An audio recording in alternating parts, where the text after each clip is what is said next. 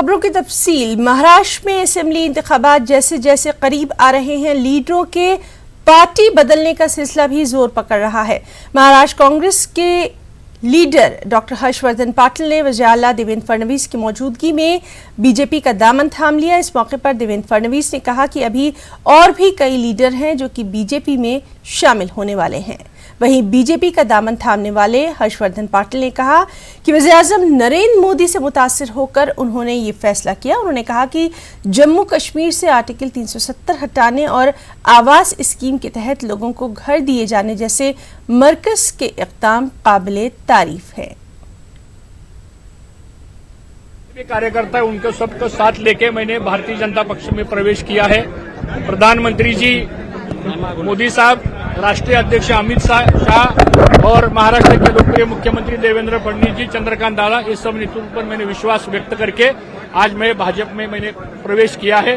और मैं कोई भी इसमें कंडीशन डाली नहीं है। सिर्फ मेरे इलाके के जो प्रश्न है, जो विधायक काम जो है, इसके बारे में सरकार ने हमको मदद करनी चाहिए, इतना मैंने तय किया है और आज मैंने बीजेपी में प्रवेश किया है। महाराष्ट्र कांग्रेस में मचे घमासान पर मुंबई कांग्रेस के साबिक सदर संजय निरुपम ने न्यूज़ 18 से खास बातचीत में कहा कि उन्हें उर्मिला मातोंडकर के इस्तीफे से काफी तकलीफ पहुंची है। उर्मिला को जो भी शिकायत थी उन्हें मौजूदा सदर से इस सिलसिले में बात करनी चाहिए थी। उन्होंने कृपा शंकर सिंह के इस्तीफे पर कहा कि कृपा शंकर सिंह कांग्रेस में रहकर बीजेपी के लिए काम कर रहे थे। चुनाव से पहले महाराष्ट्र कांग्रेस में हड़कंप मचा हुआ है। नेता एक दूसरे के ऊपर आरोप लगा रहे हैं और पार्टी छोड़ रहे हैं। पहले उर्मिला मातोंडकर और उसके बाद कांग्रेस के वरिष्ठ नेता कृपा शंकर सिंह। हमारे साथ बात करने के लिए मुंबई कांग्रेस के पूर्व अध्यक्ष संजय निरुपम है। सर, आरोप आप पर भी लग रहे हैं जब नेता पार्टी से अलग हो रहे हैं। सवाल ये कि ऐसे में फिर महाराष्ट्र चुनाव में कांग्रेस जीत का जो दावा करती है वो कितना सफल हो पाएगा? सबसे पहले ये स्पष्ट कर दूं कि आरोप मुझ पे लग रहे हैं, इसका कोई अर्थ ही नहीं है। उर्मिला मातोंडकर, ठीक है, मैं उनको लेकर के आया था, उनको पार्टी में राहुल जी से मिलवाया और पार्टी ने उनको उम्मीदवारी दी और वो बहुत अच्छे ढंग से चुनाव लड़ी, बहुत एग्रेसिव तरीके से, बड़ी अच्छी लेडी हैं, बहुत ब्राइट लेडी हैं, आर्टिकुलेट तरीके से लड़ी, प्रचार बहुत अच्छा किया। उसके बाद चुनाव प्रचार के दरमियान अगर उनको लगा कि किसी ने कुछ गलत की है तो उन्होंने एक चिट्ठी लिखी और वो चिट्ठी मेरे पास तो नहीं आई। चिट्ठी उस समय के मुंबई कांग्रेस के अध्यक्ष के पास आई। अब ये मुंबई कांग्रेस के उस समय के अध्यक्ष की जवाबदारी थी कि उस चिट्ठी में जो शिकायतें हैं उन शिकायतों को दूर करने का एक काम शुरू किया जाए, कोई प्रक्रिया शुरू की जाए। मतलब उस लेटर का कॉग्निजेंस मुझे नहीं लेना था, मेरे पास लेटर नहीं था। वो लेटर एआईसीसी में भी नहीं आया, वो लेटर मुंबई कांग्रेस के अध्यक्ष के पास आया। कौन उस समय अध्यक्ष थे सबको मालूम है। लेकिन मिलिंद उर्मिला मातोंडकर के पार्टी छोड़ने की पूरी वजह आप पर टाल रहे हैं। ट्वीट किया उन्होंने और साफ तौर पर ये कहा कि किस तरह से वो पार्टी में आई और किस तरह से उनकी अनदेखी की गई, किस तरह से कांग्रेस के जो नेता हैं वो आपस में भिड़कर ऐसी स्थिति पैदा कर दी कि आज वो पार्टी से बाहर जाने के रास्ता उनके पास ये दूसरा कोई रास्ता नहीं था पार्टी से अलग जाने के। नहीं, वो ट्वीट मैंने भी पढ़ा, लेकिन उसमें इतनी सारी बातें भी नहीं है जितना आप बोल रही हो। उसमें वो बोले उत्तर मुंबई के कुछ नेताओं की वजह से, जिन नेताओं के खिलाफ शिकायत थी उन नेताओं को लेकर बैठना चाहिए था। शिकायत को दूर करने की एक व्यवस्था है, उस व्यवस्था के हिसाब से काम करना चाहिए था। अब अध्यक्ष वो, मुंबई कांग्रेस वो संचालन कर रहे हैं। ऐसे में अगर किसी उम्मीदवार को कोई कष्ट है, दुख है, तो उससे मेरा क्या लेना देना। अंतिम सवाल है आपसे निरुपम जी, जो स्थिति अब कांग्रेस की दिख रही है, वहाँ बड़े नेता है कृपा शंकर सिंह पार्टी से अब बाहर हैं, कहा जा रहा है कोई 2-3 नेता और हैं जो पार्टी से अलग जाएंगे, बीजेपी में शामिल होंगे। आप दोनों की जो आपसी कलह है, विवाद है, वो सबको पता है कि क्या स्थिति है। ऐसे में चुनाव है वहाँ महाराष्ट्र में, कितना असर डालेगा आप लोगों का जो आपसी रिश्ता है ये? मेरा इससे क्या लेना देना। वो जब इस्तीफा दिए हैं तो धारा 370 का नाम लेकर इस्तीफा दिए हैं, उस पर मेरा जिक्र तो कुछ है ही नहीं, तो मेरा कोई लेना देना नहीं। कृपा शंकर सिंह एक अरसे से भारतीय जनता पार्टी से जुड़े हुए थे, बल्कि मैं कह सकता हूं कि कांग्रेस पार्टी में वो बीजेपी के एक प्रतिनिधि के तौर पे काम कर रहे थे। उनके ऊपर जो तमाम घोटालों के आरोप थे, जिसके तहत कभी भी उनको जेल जाना पड़ सकता था और भी बड़ी कार्रवाई उनके खिलाफ हो सकती थी, उससे जान बचाने के लिए उन्हें बीजेपी की शरण ली थी। अब बीजेपी वालों ने उनको मदद भी की थी, तो बीजेपी का एक उपकार था उनके ऊपर और उस उपकार को चुकाने के लिए उनको बीजेपी में जाना ही था। धन्यवाद। तो साफ तौर पर संजय निरुपम जी का कहना इस पूरे विवाद पर एक तरफ ये कि किस तरह से इस पूरे मामले को एक अलग रुख दिया गया, वहीं कृपा शंकर सिंह के पार्टी से जाने से कह तो रहे हैं कि हल्का नुकसान होगा, लेकिन पार्टी में बहुत झटका लगेगा ये कहना मुश्किल है। पार्टी बेहतर कर पाएगी क्योंकि अभी चुनाव की जो पूरी प्रक्रिया है वो शुरू नहीं हुई है। कांग्रेस पार्टी संभल जाएगी इस झटके से। कैमरा पर्सन प्रहलाद के साथ Ranjita Jha, news 18 network. Maharashtra assembly इंतखाब समाजवादी पार्टी अकेले दम पर लड़ेगी और ये कहना है महाराष्ट्र के समाजवादी पार्टी के सदर अबू आसिम आज़मी का। अबू आसिम आज़मी ने मजीद कहा कि महाराष्ट्र में एसपी किसी भी पार्टी से इत्तेहाद नहीं करेगी। अबू आसिम आज़मी ने कहा कि एसपी ने सेकुलर जमातों के साथ इत्तेहाद कायम करने की कोशिश जरूर की, लेकिन कामयाबी हासिल नहीं हो पाई। इंतखाबात जल्द ही आने वाले हैं और समाजवादी पार्टी ने जो है इरादा कर लिया है कि वो कांग्रेस एनसीपी के साथ नहीं जाएगी, बल्कि जो है वो तने तन्हा असेंबली इलेक्शन में लड़ेंगे। हमारे साथ अबू आसिम आज़मी साहब खुद मौजूद हैं, इनसे बात करते हैं कि अभी तक तो आप ये कह रहे थे कि कांग्रेस एनसीपी के साथ आएंगे, अलायंस करेंगे, सेकुलर इत्तेहाद को मजबूत करेंगे, लेकिन अब जो है वो आपका रुख बदला हुआ दिखाई क्यों देता है? मेरा रुख बदला नहीं हुआ है। जब कांग्रेस और एनसीपी में कोई लीडरशिप ही नहीं है, जब वो हारी हुई सीट को भी अपने कार्यकर्ता को रोक नहीं सकते हैं, उनको ये डर सता रहा है कि अगर ये हारने के लिए जो सीट हारने वाली है वो ही सीट में अगर अलायंस में किसी को दे दूंगा तो वहां का कार्यकर्ता बीजेपी और शिवसेना में भाग जाएगा। तो उनको कार्यकर्ताओं को रोकने के लिए सीट चाहिए, जीतने के लिए नहीं चाहिए। तो फिर ऐसी पार्टी से मैं कैसे हाथ मिला सकता हूं? क्या करूंगा? रोजाना बात होती है, सिर्फ 2-4 सीटों में उनका एक सीट भी क्लियरेंस नहीं करते हैं। और पिछली बार इन्होंने धोखा दिया मुझे, इसलिए मैं जो है मैंने तय कर लिया कि मुझे अपनी ताकत पर इलेक्शन लड़ना है। हाँ, अगर और कोई पार्टी जो सेकुलर पार्टियां हैं उनसे कोई बात हुई तो ठीक है, नहीं तो मैं अपनी तैयारी शुरू कर चुका हूं। सवाल ये पैदा होता है कि कितनी सीटों पर इलेक्शन लड़ेंगे आप, और किसी से कांग्रेस एनसीपी के अलावा किसी और से बात शुरू है क्या आपकी? देखिए, आज ही हमारी बात इनसे खत्म हुई है कांग्रेस एनसीपी से। अब हमें थोड़ा टाइम दीजिए, हम सोचते हैं किससे हाथ मिलाने से सेकुलर वोटों का बंटवारा नहीं होगा और ज्यादा सीटें चुन के सेकुलर आएंगी। इस पर मैं विचार करूंगा 1-2 दिन में, फिर आपको जवाब दे सकता हूँ। अच्छा, एक बात ये बताइए कि मतलब बहुजन वंचित अघाड़ी जो है वो फूटती हुई दिखाई दे रही है, इमाम से इत्तेहाद टूटने की बात हो रही है, तो क्या प्रकाश अम्बेडकर की तरफ जो है वो कदम बढ़ाना पसंद करेंगे आप? नहीं, अभी तक तो मैं सोचा नहीं इस बारे में, मगर कहीं न कहीं हम चाहेंगे जरूर कि पार्टियां, सेकुलर पार्टियां मिलें। हमारी आखिर तक कोशिश होगी, लेकिन जब कोई तैयार नहीं होगा तो मैं कुछ नहीं कर सकता हूं। अभी बहुजन ये वंचित अघाड़ी से मिलने के लिए अब मैं अपनी पार्टी के लोगों से बात करता हूं और फिर वंचित अघाड़ी क्या सोचती है मुझे मालूम नहीं। इस बारे में मैं 1-2 दिन में इसका जवाब दे पाऊंगा आपको। अच्छा, एक बात ये बताइए कि भिवंडी, बायकल्ला और जो मुंबई की जो मुस्लिम अक्सर सीटें हैं वहां से आप लड़ने वाले हैं, आपके उम्मीदवार खड़े होने वाले हैं, और किस तरह से इलेक्शन लड़ेंगे और उसकी जो है वो तरीक़ाकार के बारे में कुछ आपने डिसाइड किया होगा अभी तक? देखिए, भिवंडी हो गई, बायकल्ला हो गई, मानकुश शिवाजीनगर, ये तीनों मेरा अपना एरिया है, यहाँ मेरे वोटर हैं और मैं मजबूती से लड़ूंगा तो मैं तीनों सीट चुन के आ सकता हूँ। पक्की बात है, कांग्रेस चुन के नहीं आती, मैं लड़ूंगा। कांग्रेस बहुत मेहनत करेगी, मेरा थोड़ा वोट काट देगी तो वहां शिवसेना जीत के आ सकती है, बीजेपी जीत के आ सकती है।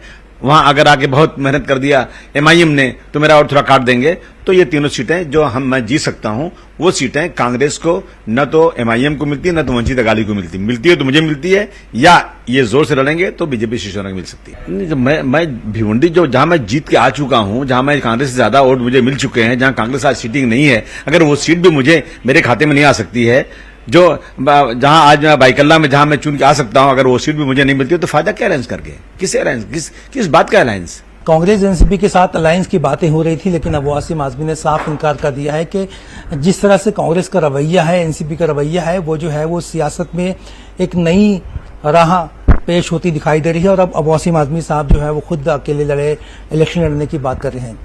कैमरा पर्सन अविनाश लुंडे के साथ मोहिउद्दीन, न्यूज़ 18 मुंबई। शायर और नगमा निगार साहिर लुधियानवी के मखतूतात, तस्वीरें, डायरियां जुहू में एक कबाड़ी की दुकान से मिली। इनमें साहिर के नाम आए बेशकीमती खतूत भी शामिल हैं। एक गैर सरकारी तंजीम ने इन बेशकीमती दस्तावेजात को 3000 रुपये में खरीद भी लिया। तंजीम के जिम्मेदारान ने मीडिया को बताया कि वो इन दस्तावेजात को महफूज रखने और इनकी बाकायदा नुमाइश करने पर भी गौर खौज कर रहे हैं। औरंगाबाद म्यूनिसिपल कॉरपोरेशन की जनरल बॉडी मीटिंग में पंडलिक नगर से शिवसेना की कॉरपोरेटर मीना गायके ने अकाउंट ऑफिसर सुरेश केंद्रे पर बदसलूकी और नाशाइस्ता हरकत करने का इल्जाम लगाते हुए फौरी कार्रवाई का मुतालबा किया। ताहम कार्रवाई में ताखीर होने और मुताल्लिका ऑफिसर के ऐवान से बाहर निकलने पर एहतजाज करते हुए खातून कॉरपोरेटर ने अपना सिर दीवार से टकराकर खुद को जख्मी करने की कोशिश की। किसी तरह उन्हें रोका गया, लेकिन थोड़ी देर बाद खातून कॉरपोरेटर गश खाकर गिर पड़ी। मीना गायके को फौरी करीबी अस्पताल ले जाया गया। जनरल बॉडी मीटिंग में मुताल्लिका ऑफिसर को खिदमात से मुअत्तल कर दिया गया। इस वाक़े के बाद जनरल बॉडी मीटिंग में ऑफिसर्स की मनमानी को लेकर भी काफ़ी हंगामा देखने में आया। नांदेड़ पुलिस ने मोस्ट वांटेड मुलजिम रिंदा गैंग के साथी आकाश सिंह जगत सिंह गाड़ी वाले को गिरफ्तार किया। इस सिलसिले में मुनक़्क़द प्रेस कॉन्फ्रेंस के दौरान जिला एसपी विजय मगर ने मीडिया को तफसीलात दी कि गिरफ्तार किए गए मुलजिम के खिलाफ नांदेड़ में ताज़रात हिंद की मुख्तलिफ दफ़ात के तहत 1 दर्जन से ज़ायद मुकदमात दर्ज है। साथ ही उसके खिलाफ मकोका एक्ट के तहत भी केस दर्ज किया गया है। गिरफ्तार किए गए मुलजिम आकाश सिंह जगत सिंह को पुलिस ने औरंगाबाद के खुसूसी मकोका अदालत में पेश किया। अदालत ने उसे 10 दिन की पुलिस तहवील में रवाना कर दिया है। विदर्भ से खबर है, जहां किसानों की मुश्किलें हैं कि कम होने का नाम नहीं ले रही हैं। गुज़िश्ता 8 बरसों पर अगर नजर डालें तो यहां बारिश की कमी की वजह से किसान परेशान थे। अब रवा साल विदर्भ पे हुई बेतहाशा बारिश ने किसानों के लिए दिक्कतें खड़ी कर दी। दरअसल इस साल ज्यादा बारिश होने की वजह से किसानों की फसलें खराब हो रही हैं। फसलों पर मुख्तलिफ तरह के अमराज हो रहे हैं, जिसको लेकर विदर्भ का किसान परेशान है। किसानों की मांग यही है कि फसलों पर लाहक बीमारियों के लिए हुकूमत जरासीम कुश अद्वियात फराहम करे या किसान को फसल बीमा स्कीम के तहत फसल खराबी का बाकायदा मुआवजा फराहम करवाया जाए। बारिश होने की वजह से असर तो 100% होगा ही होगा। जो पीक अभी की कंडीशन है कि मतलब भरना चाहिए, अब वो पीक ज़्यादा पानी होने की वजह से, कंटिन्यूली पानी आने की वजह से वो पीक भर नहीं पाएगा, वो पीक खाली रहेगा। आप देख सकते हो इस समय की कंडीशन है पीक भरने की, यानी फली भरने का समय है ये। लेकिन अभी इस समय में ऊँट अड़ी या जो तंबाकू अड़ी जो बोलते हैं, उस प्रकार का जो है वो काफ़ी ज़्यादा इस पर प्रभाव दिख रहा है। इस वजह से वो फली भर भी नहीं पा रही है और कंटिन्यूली बारिश होने की वजह से पिक के ऊपर में 101% नुकसान हो रहा है। मुहर्रम के दौरान शिया अफराद मजालिस का एहतमाम करते हैं। महाराष्ट्र के अकोला की अगर बात करें तो यहाँ इमामबाड़े से शिया सुन्नी इत्तेहाद को फ़रोग़ देने के लिए शानदार पहल की गई। यहाँ शिया भाइयों ने सुन्नी भाइयों को अपनी मजालिस में शिरकत की पेशकश की और दूरियों को ख़त्म करने की शानदार मिसाल पेश की। अकोला में मुहर्रम के पेश नजर शिया सुन्नी इत्तेहाद को फरोग देने की कोशिश की जा रही है। अकोला के आकोटफैल इलाके में वाक़े इमाम बाड़े में शियों ने सुन्नियों को अपनी मजालिस में शामिल होने की पेशकश की, ताकि दोनों के दरमियान पाई जाने वाली गलत फहमियों को दूर करने की कोशिश की जा सके। हम तो चाहते हैं कि हमारे मोमिन भाई हमारे गम में शरीक होए।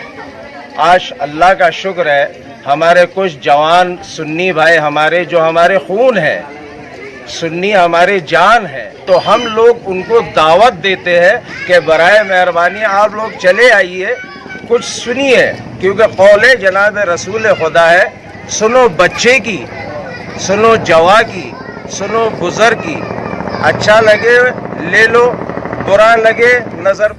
इमामबाड़े के लोगों के मुताबिक चंद मसले की मसाइल को छोड़कर शिया और सुन्नी भाई भाई है। ताहम गैर जरूरी बातों को दूर करने के बजाय अक्सर इसे हवा देने की कोशिश होती है। इसलिए इमामबाड़े में मुनक्किद मजालिस में अगर दोनों तबके के लोग एक साथ शरीक हों तो न सिर्फ गलत फहमियाँ दूर होंगी बल्कि आपसी भाईचारे को भी फरोग मिलेगा। हम भी कलमा पढ़ते हैं और हम सब रसूल के मानने वाले हैं, कोई रसूल के खिलाफ नहीं है। और हमारा यही कहना है कि रसूल के कहने की बदौलत हम हुसैन को मानते हैं और जितने मुसलमान हैं सब रसूल ही के तरीक़े पर अमल करते हैं, उनके तरीक़ा गुफ्तगू अलग है। अकोला के आकोटफैल में वाक़े जाफराबाद में शिया तबके की एक बड़ी आबादी मौजूद है, जिन्हें ईरानी के नाम से भी जाना जाता है। ज्यादातर लोगों का जरिए माश घड़ी और चश्मे की दुरुस्ती से वाबस्ता है, जबकि कई लोग काश्तकारी से भी जुड़े हुए हैं। मुहर्रम के दौरान पूरे अतराफ के शिया इमामबाड़े में जमा होते हैं। न्यूज़ 18 उर्दू के लिए अकोला से रिजवान खान की रिपोर्ट। और अब खास बात कर्नाटक की खबरें। सबसे पहले सुर्खियों पर नजर डालेंगे। कांग्रेस लीडर डीके शिव कुमार की तायद में रैली, मुक्कलेगा तबके की तंजीमों ने किया एहतजाज, मरकजी हुकूमत के खिलाफ गम और गुस्से का इजहार।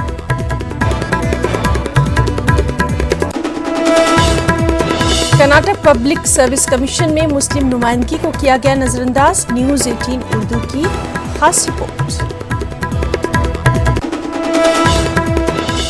और कर्नाटक के रायचूर में राइस मिल माशी बहरान से दोचार, खुशहाली, ज़रूरी टैक्स और जीएसटी की मार से कई राइस मिलें बंद, सैकड़ों अफराद बेरोजगार।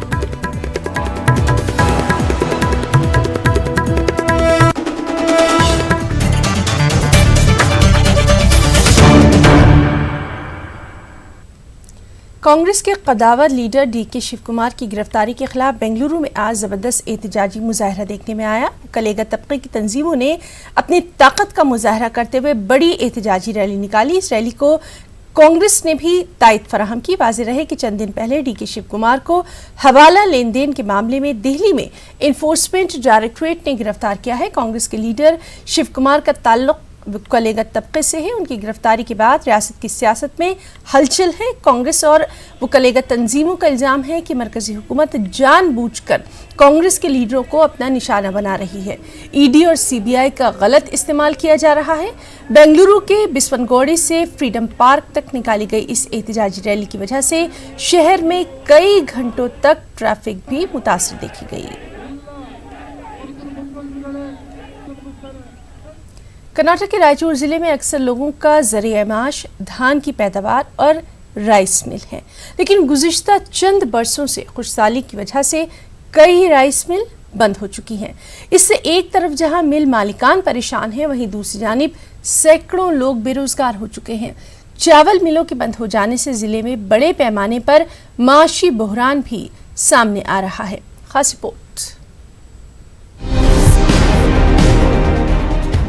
कर्नाटक का रायचूर जिला हमेशा से ही मयारी चावल की पैदावार के लिए काफी शोहरत रखता है, लेकिन खुश्क साली और मौसमी तब्दीलियों के बाद एक तरफ काश्तकारी, दूसरी तरफ राइस मिल मालिक मुख्तलिफ दुश्वारियों का सामना कर रहे हैं। मिल मालिकान का कहना है कि गुज़श्ता 4 बरसों के दौरान बारिश नहीं हुई, इसके बावजूद बाज़ किसान कृष्णा और तुंगभद्रा के पानी से धान की पैदावार करते थे, लेकिन गुज़श्ता साल हुकूमत ने दोनों में पानी नहीं छोड़ा, जिसकी वजह से जिला भर में धान की पैदावार नहीं हो सकी। Karnataka state rice millers association के रियासती सदर सावित्री पुरुषोत्तम के मुताबिक राइस मिल मालिक जिले में पैदावार न होने के बावजूद मुल्क की दीगर रियासतों से धान मंगवाकर चावल सप्लाई करते थे, लेकिन मिल मालिकान को कर्नाटक के अलावा दीगर रियासतों का ज़रूरी टैक्स अदा करना पड़ रहा है, जिसके सबब मिल मालिकान को मुनाफे के बजाय नुकसानात का सामना करना पड़ रहा है और मिल मालिक मजबूरन मिलों को बंद करने पर मजबूर हो गए। कई राइस मिल बंद होने की वजह से सैकड़ों अफराद बेरोजगार हो गए हैं। राइस मिल मालिकान चावल मिलों को ज़रूरी टैक्स और जीएसटी से इस्तिस्ना देने की हुकूमत से मांग कर रहे हैं। डिस्ट्रिक्ट में 100 राइस मिल अंदाज चल रहे, इसमें आज का डेट में 30 मिल भी चलने का बहुत मुश्किल हो रहे। रीज़न क्या बोले तो गया 3 साल से हमारा पास बहुत ड्राट था, स्पेशली गया साल में टोटल ड्राट है। इससे हमारे को क्या बोले तो एम्प्लॉयमेंट का प्रॉब्लम हो रहे। धान मंगाना बोले तो उधर भी एपीएमसी टैक्स बनते, इधर भी एपीएमसी टैक्स भरते। हम कर्नाटक स्टेट गवर्नमेंट कितना रिक्वेस्ट करने के इधर एपीएमसी टैक्स निकाले तो बाहर से आए सो धान हमारे पास आए तो हमारा मिलना चलते बोलकर। अब जब जीएसटी आने के बाद ब्रांडेड राइस को 5% टैक्स होने के बाद वो 5% बोले तो 250 रुपये एक क्विंटल को ज़्यादा होता। एक क्विंटल को 250 बोले तो लेने वाला नहीं ले, इस वास्ते हम ब्रांड डिस्क्रिमिनेट कर रहे, वो निकाले तो सभी लोगों का अच्छा होता बोलकर। सावित्री पुरुषोत्तम के मुताबिक रायचूर जिले के चावल को जुनूबी हिंद में मयारी सोना मसूरी चावल का दर्जा हासिल है। यहाँ सोना मसूरी चावल को ब्रांड इमेज का भी दर्जा हासिल है, लेकिन राइस मिल मालिक महंगाई और जीएसटी की वजह से ब्रांड का नाम तब्दील करके चावल को कम कीमत पर फरोख्त करने पर मजबूर है। उन्होंने बताया कि रायचूर जिले में 100 से ज्यादा राइस मिल मौजूद हैं, जिनमें फिलहाल 70% से ज्यादा राइस मिल बंद हो गए हैं। न्यूज 18 उर्दू के लिए रायचूर से नसीम अशरफ की report. Karnataka public service commission में एक बार फिर मुस्लिम नुमाइंदगी को नजरअंदाज कर दिया गया। मुलाजिमत फराहम करने वाले इस बड़े सरकारी इदारे की कमेटी में कोई भी मुस्लिम नुमाइंदा मौजूद ही नहीं है और इस मसले के लिए आखिर कौन जिम्मेदार है, इसी पर मबनी है हमारी ये खास report. Karnataka public service commission की आला सतह कमेटी में इन दिनों कोई भी मुस्लिम नुमाइंदा मौजूद नहीं है। तकरीबन 5 माह कबल सईद अहमद खान की मयाद मुकम्मल होने के बाद कमेटी के लिए मुस्लिम नामजदगी नहीं हुई है। इसी माह की 3 तारीख को रियासत की बीजेपी हुकूमत ने 3 नए अरकान की नामजदगी की है। शिव शंकरप्पा, विजय कुमार, आर गिरीश कमेटी के नए अरकान हैं। 11 रुकनी कमेटी में अब ईसाई समेत मुख्तलिफ जातों के नुमाइंदे मौजूद हैं। मुस्लिम नुमाइंदगी को आखिर क्यों नजरअंदाज किया गया, इस पर सवालात उठ रहे हैं। कांग्रेस पार्टी से ही जुड़े वजीफायाब IAS अफसर जमीर पाशा और माहिर तालीम आगा सुल्तान कहते हैं, बीजेपी हुकूमत ने अगर नाइंसाफी की है तो साबिका कांग्रेस और JDS हुकूमत ने भी मुसलमानों के साथ इंसाफ नहीं किया। इसकी गलती हमारे खुद लीडर्स जिम्मेदार है। हमारी हुकूमत तो थी, कोलिशन गवर्नमेंट थी, वैकेंसी खाली हुई, फौरन उसको पुर करना चाहिए था, वक्त तो था। अब तो हालात बदले हैं, बीजेपी हुकूमत आई है और बीजेपी अगर मुसलमान की जेन को अगर पुर करना चाहे तो कोई ताज्जुब की बात नहीं है, इसलिए कि जो है माइनॉरिटी बोल के किए हैं, there is no specific mention of Muslim, तो ये जो है हम वो वक्त खो दिए। जब वैकेंसी थी, कोएलिशन गवर्नमेंट के गवर्नेंस में वैकेंसी थी, मगर उस वैकेंसी को फिल नहीं किया गया। हो सकता था, वो कर सकते थे, हुकूमत कर सकती थी, मगर नहीं की। ये बहुत अफसोस की बात है, क्यों नहीं हुआ मैं नहीं जानता। और अब अगर बीजेपी नहीं दी तो उनका एजेंडा है ही कि मुसलमानों को टोटली निगलेक्ट करो। कर्नाटक में मुसलमानों को तालीम और सरकारी मुलाजमत में 4% रिजर्वेशन हासिल है। जमीर पाशा कहते हैं कि रिजर्वेशन की निगरानी करने और जनरल कैटेगरी में भी तकर्रियों को यकीनी बनाने के लिए मुस्लिम समाज की नुमाइंदगी भी होना जरूरी है, ताकि समाजी इंसाफ बरकरार रहे। जो मुस्लिम लीडर्स हैं किसमें, हमारे बीजेपी में, उनकी कोशिश होनी चाहिए कि वहाँ पे एक मुस्लिम नुमाइंदा हो, इसलिए कि मुसलमानों की आबादी तकरीबन 80 लाख है। किसी हालत से नुमाइंदा बगैर मुसलमान के मुसलमानों के मुफाद को बचाना मुश्किल होगा। हालांकि रिजर्वेशन 4% है, वो तो कोई भी रहो आ जाना चाहिए, लेकिन जब मेरिट पे बच्चे आएंगे तो वहाँ नाइंसाफी होने के पूरे इम्कान हैं, जब तक हमारा माइनॉरिटी मुस्लिम ना हो। कर्नाटक पब्लिक सर्विस कमीशन के जरिए मुख्तलिफ सरकारी महकमों के लिए तकर्रियाँ होती हैं। KS समेत अव्वल, डोम, सोम दर्जे के अफसरों की भर्ती की जाती है। इस बावकार इदारे की कमेटी में मुस्लिम नुमाइंदगी का न होना रियासत के मुस्लिम लीडरों को सवालात के घेरे में खड़ा कर रहा है। न्यूज़ 18 उर्दू के लिए बेंगलुरु से रोप अहमद हुलूर की रिपोर्ट। बेंगलुरु में शुहदाए करबला की याद में मजलिस का इनेकाद किया गया। अनवर शरीफ फाउंडेशन के तहत मुनक़िदा इस मजलिस में शहर की सुन्नी तंजीमों के नुमाइंदा उलमाए कराम ने खिताब किया। इजलास के मुंतज़मीन ने इस मौके पर कहा कि गुज़िश्ता 20 बरसों से अनवर शरीफ इस मजलिस का इनेकाद करते आ रहे हैं। अनवर शरीफ की रहलत के बाद उनके फर्जंदों ने मजलिस का सिलसिला जारी रखा है। इस मजलिस की खुसूसियत यही है कि शहर के मुख्तलिफ इलाकों में सुन्नी तंजीमों की जानिब से निकाले गए अलम के जुलूस यहाँ इक़्ताम पजीर होते हैं। इजलास में तमाम नौजवानों से अपील की गई कि वो मुल्क और मिल्लत पे अमन, इत्तेहाद और तरक्की के लिए नवासे रसूल की ज़िंदगी और तालीमात पर अमल करें। आज के माहौल देखते हुए, आज के माहौल मद्देनज़र रखते हुए हमें बहुत ज़रूरी है, ख़ास करके हमारे नौजवान भाइयों को, ताकि वो एक एटमॉस्फेयर ऑफ पीस और पेशेंस बनाए रखें, क्योंकि माहौल कभी कभार क्या होता है, बहुत टेम्पटिंग होता है। कोई आके बोलता है तुम्हारे बारे में ये है, फलां वो बोलता है नहीं तुम्हारे बारे में ऐसे बोल रहा है। लेकिन जब शहीद हज़रत इमाम हुसैन जब शहादत किए तो उन्होंने स्ट्रॉन्ग मैसेज दिया कि patience. How much impact the sacrifice of Imam Hussein has made for the future generations of Muslims. So it is very necessary that we remind people again and again, year forth, that this sacrifice that he has given, it is for us.